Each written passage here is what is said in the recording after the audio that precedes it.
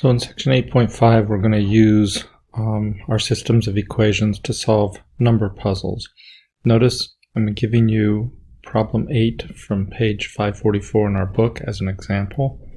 Since I'm choosing this example, you can be pretty sure that on our exam there'll be one kind of like this. So I started by letting the first number be x, the second number be y, and the third number be z. And then the first sentence, the sum of these three numbers is 105, means that x plus y plus z equals 105. The second sentence, the third is z, so the third is the equal sign. 11 less than 10 times the second, so that's 11 taken away from 10 times the second. So we have z equals 10y minus 11 for our second equation.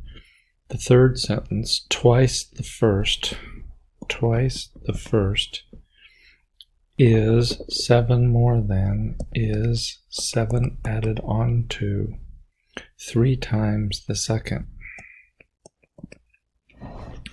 And what we need to do is to try to organize this information in a way that gives us an equation with one variable.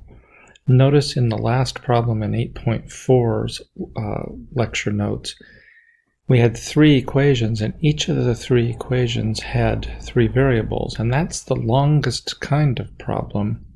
But in a way, it's basic because you can pick a letter and get rid of it. Here we have only one equation with 3 variables, and the other have 2 variables. And so we have to create a plan. And it looks like we could do a lot of different things here. So for instance, we could take this first equation and we could try to substitute in place of the z what z equals, 10y minus 11. What that would look like if we did that substitution is in place of the z, in the first equation, we could put 10y minus 11, and then we would have an equation with 2 letters in it, and those letters would be x and y, and then we could use the third equation for x and y, and so that is a possibility. Let's try it. Let's substitute in this value for z in the first equation. So we've used equations 1 and 2, and we need to use all 3 of them. So in this step we're using equations 1 and 2. Let's see what we have. We have x plus 11y minus 11 equals 105. So we have x plus 11y, adding 11 to both sides, we get 116. So this equation has x's and y's in it, and it's a result of using equations 1 and 2. We still need to use equation 3, but our plan was to get 2 equations with x and y. So I'm going to take away 3y from both sides, so I have 2x minus 3y equals 7. Now I have these 2 equations. This came from 1 and 2. This is equation 3, and so all 3 equations are represented in my work. That's a good thing.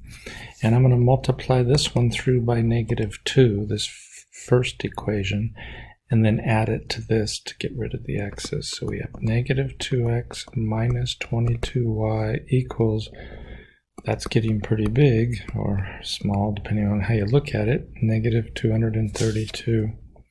Here I have 2x minus 3y equals 7. The x's cancel, and I have minus 25y equals, and here I have minus 225. Dividing both sides by -25, I have y equals 9. And so I think that y equals 9 is part of my solution. Up here I'm going to put that 9 is the second number. Now how can I find x or z? Well, I notice up here in equation 2 that if I have y equals 9, I can get z equals 10 times 9 minus 11. That's 90 minus 11. That is 79. And so I'm getting that z equals 79. And I know that all three of them add up to 105. So from the first equation up here, x plus 9 plus 79 equals 105. X plus 88 equals 105. Subtracting 88 from both sides, I get something like x equals 17. So I have that the first number is 17, the second number is 9, and the third number is 79. These can be checked. Probably the best way to check is to go back and see if it meets all the conditions. For instance, the third number is 11 less than 10 times the second. The third number, that's 79, is 7 less than 10 times the second.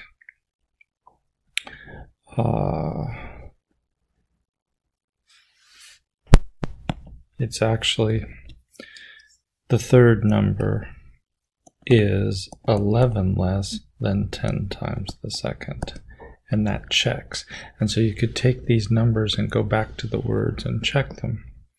One thing I forgot to mention, it's in our software and in our textbook, so maybe you figured it out already, but if you're solving a system of equations, whether it's 2 equations and 2 unknowns or 3 equations and 3 unknowns, if you ever have all the variables disappear on both sides of the equal sign and you're left with a true statement, something like 3 equals 3, and there's no variables anywhere on either side, we call that dependent. It's a dependent system.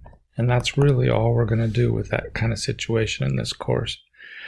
If the variables disappear from both sides and you get something that's not true, something like 3 equals 0, then that is, there is no solution. That's a contradiction. There's no solution.